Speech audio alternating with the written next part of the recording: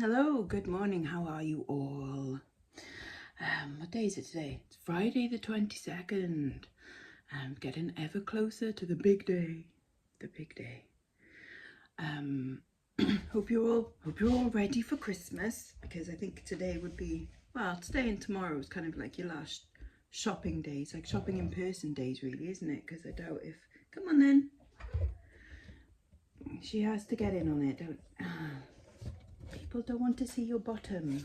They want to see your lovely face. Lovely face. Look at you. So yeah, you're probably all out shopping for last minute bits. When I went to Sainsbury's yesterday, there was, obviously a lot of like food shopping getting done and stuff. People buying, oh bless, I did see like a couple of guys, husbands with their lists, and they're there like, this one? I don't know, I better phone the missus and make sure. Like, oh bless. And then people just like, booze, booze, booze, chocolates, mince pies, done. Yes. Right, I've got 6 things going out on eBay today and 6 things on Etsy. So thank you for those that placed orders on Etsy. There is currently a sale on there. And then over on eBay as well, I've also put a 3 for 2 coupon on, which is on most things in the shop. I say most, it's obviously not, you can't use it on auctions or anything that you've accepted or sent an offer on. But it does work out better because it's a 3 for 2. So it's better than the offers that I would be sending out anyway. But the code is biscuits for all. In capital letters. If you go on my shop front, it should be a banner up the top. I have checked, and it'll let you know like what things are in the offer and stuff. So biscuits for all. Biscuits for all. Yeah, even you. You live off biscuits anyway, don't you? She likes her biscuits. But they've got some tuna this week. I'm going to treat you to some tuna.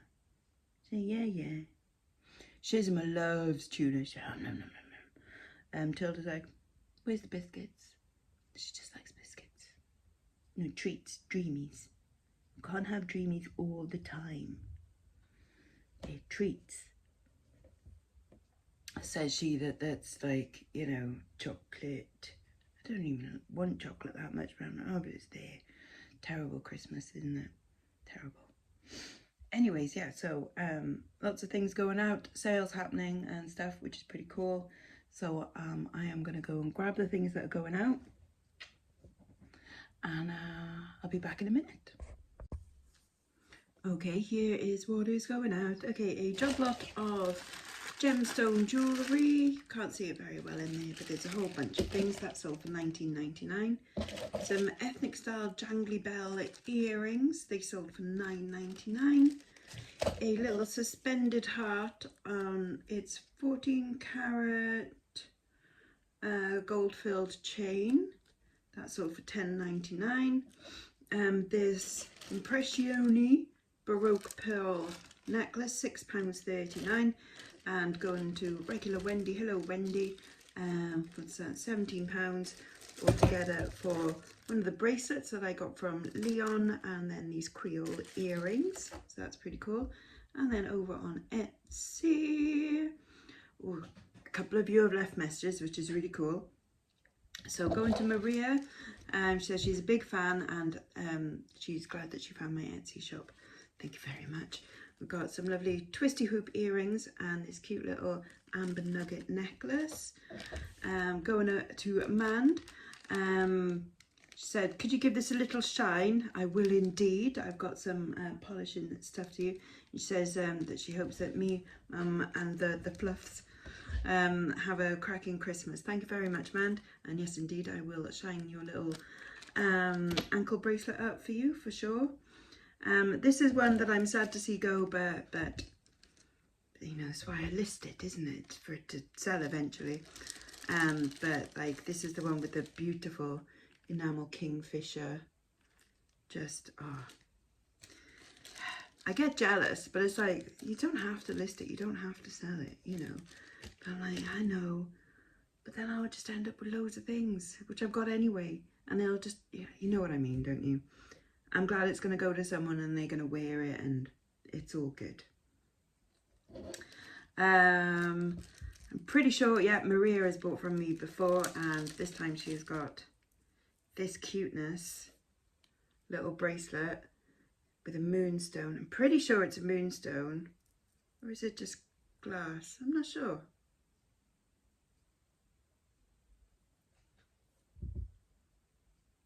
Might just be glass, but there's definitely crystals, pearls and amethyst on there as well, like a little charm bracelet. And then going to Linda. Hello Linda, she's having the Etruscan bracelet. She's got all these little knobbly bits on it. Etruscan. So there you go. So thank you for purchasing. The sale does continue for a few days, so. And then, like I said, 3 for 2 over on my eBay store. Biscuits for all. There we go. So treat yourself over Christmas. If you're bored on Christmas Day, Boxing Day, have a little browse and see if there's something you fancy. Right, gonna package this stuff up, and then I'll probably go for a shower and stuff as well, and get a bit fresher. Oh wait, I forgot. I completely skipped past it because it wasn't a bit of jewellery. It's right down the bottom, but what also has sold as well is the French ormolu, the little jewellery box thing. That's going over to America, so obviously I'm gonna pack really nice and stuff. But that has got me now within £100 of break even on the first Lyon trip. So I'm in profit on Paris, and I'm in £100 on the first Lyon trip, which is pretty groovy because that almost means like 2 free trips away, which is great. It means I got to see my brother in a different country for free and see some things, which is lovely. Obviously nowhere near on the second Lyon trip, and won't be for quite a while, because I did buy quite a lot while I was there, and I haven't listed it. It is still down there. It is still there in bags waiting to be listed, and it probably won't be until like the new year, which is really silly, but you know, stuff to do, isn't it? Stuff to do. Anyways, yes, I've got to crack on. And also a quick thank you to Lisa, who, as I was packing these things up, also made an order. I didn't show it because I was in the swing, you know, of packing. So, but thank you very much. I'm gonna go shower. You can't come with me, sorry. All fresh. We're out, aren't we, Mother? Yes, we are. It's bloody cold and windy. Yeah, that is Bridgend, the metropolis, sprawling metropolis of Bridgend. Yeah. Keep up. We've got some errands to do, and then we're going to go for lunch, because why not? Why not? Cappuccino for Mum. Oh, a little Italian beer for me. One fish finger sandwich. One tomato mozzarella panini. And some sweet potato fries. Yum yum. Hello, we are back home. Lunch was absolutely lush. There's not much more I can show you today, to be honest, because I'm just going to do some listing and then go out for a little drink with my friends. So I'm going to leave you again with Mum, who's going to do you a little reading. Bye-bye now, bye-bye. Okay, right. You may begin. I may begin. Are we sitting comfortably? Arthur Ridley tapped out his pipe on a stone and placed it carefully back in his pocket. The wide vista of the hill and dale spread out around him. Ah, so bonny, he thought sadly, yet so cruel. And so it was. Like a seductive woman, aware of her allure, the dales could be heartless as well as lovely. He stood up, flexing his leg carefully, before starting back down the hillside. His leg had never recovered from the injury he sustained in Belgium, and stiffened painfully in cold weather. Not that it was chill that day. Indeed, for May, the weather up here on Kiltop was unusually fair. Last week had seen flurries of snow, and there'd been fears that the workings would be inaccessible. Each day lost to bad weather meant that nothing was earned, and the delvings gave little enough as it was. Why did I think it a good idea to come here? He thought to himself, and not for the first time either. Naught good has come of it. When the farm in Kellett had been sold after his parents had died 5 years ago, there was no place there for Arthur. The new owner had 4 sons of his own who were full of new ideas. Machines on farms? Arthur shook his head. Horses had always been good enough for his father. But needs must, he admitted reluctantly, turning his back on his old home. And mining seemed to be a good option. After all, his son Hal had worked on the quarry at Over Kellett. Not that delving in this part of the Dales bore any resemblance to quarrying. Naught but ill has come at move, Arthur thought bitterly yet again. Save for Clara, of course, he smiled. Clara was his son Hal's wife and a beloved daughter-in-law. When Arthur's wife, Beth, had been taken ill in the summer of 1816, it was Clara who had cared for her, and her cheerful optimism had raised their spirits for a while. Why, of course Mum will get better, you see. Sadly, she hadn't got better. Even the herbs and other remedies Clara tried had little effect, and in the autumn of 1816, Beth Ridley lost her battle and succumbed to the fever that had taken so many others. That year. A year without summer, Arthur shook his head. Nor spring nor autumn for that matter, he added bitterly. The year had started well enough. Only a fair amount of snow, hardly enough to trouble the donkeys used to carry the ore. But by April there was no sign of spring. Indeed, the seasons seemed to be going backwards. They'd think it were winter again, said the delvers, wrapping themselves with whatever they could against the biting winds. Months of inclement weather followed, with barely a day's respite. In the lower vales, where the ground allowed crops to be grown, corn barely rose above the ground, or if it did manage to raise its head, rotted in the sodden earth. On the higher ground, sheep dropped their lambs into mud instead of green turf, and hardly a one survived. And folk fared no better. Weakened by lack of food, people succumbed to ailments that in previous years they would shrug off, but not that year. Arthur reached the path leading to the lane and paused to catch his breath. "'Twill be long before I can't get up here." He gazed at the never-ending vista. Not to see moors all purple with heather and sheep grazing on turf. I'll miss it, aye. Yet Arthur knew deep down that this would be his last summer on the hill. His son Hal had had enough of grubbing in the ground. "I'm no miner, Da, and look what this God-forsaken place has done for us." Arthur had to admit his son was right. The hill had given him nothing but grief and mindless toil. And for what, he asked himself? Nought.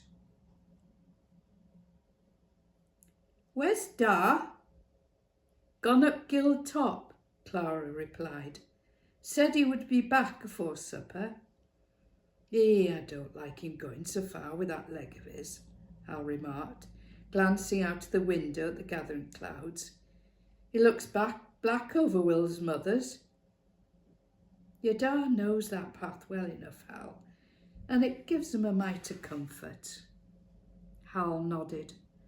"I expect he stopped at churchyard on the way back." I give him some daisies to put on grave. Clara put her hand on her husband's arm. Happen he's biding there a while.